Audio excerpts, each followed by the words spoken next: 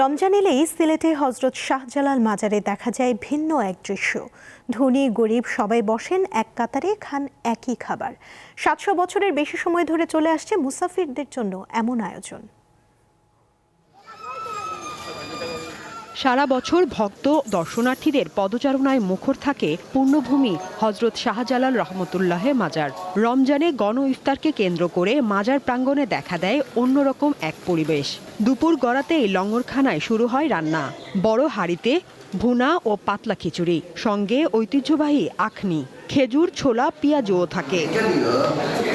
ইফতারের আগে সারি সারি বসেন নানা শ্রেণী পেশার মানুষ।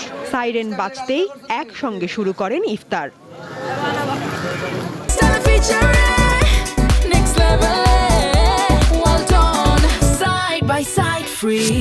ভক্তদের মতে মাজারে ইফতার করা শুধু পেটের ক্ষুধা মেটানো নয়, বরং আত্মিক প্রশান্তিও। আল্লাহর রহমত ও বরকত লাভের আশায় অনেকে পবিত্র এই স্থানে ইফতার করে থাকেন।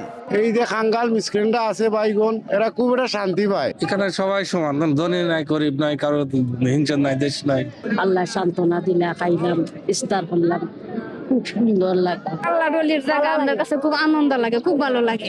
ইফতারের যে আইটেমগুলো সাধারণত আমাদের দেশে প্রচলন আছে সেগুলোই দেওয়ার চেষ্টা করা হয়। এই ধারা যেন তো সবসময় জারি থাকে, ঠিক থাকে। মাজার কর্তৃপক্ষ জানায় ৭০০ বছরের বেশি সময় ধরে চলে আসছে এই ব্যবস্থা। বংশ পরম্পরায় মোতা আলী পরিবারের তত্ত্বাবধানে পরিচালিত হয় লঙ্গরখানা।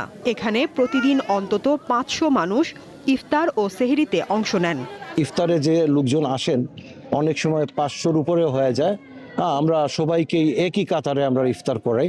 আমরা তখন আর দেখি না কে হিন্দু, কে মুসলিম, কে বৌদ্ধ, কে খ্রিস্টান।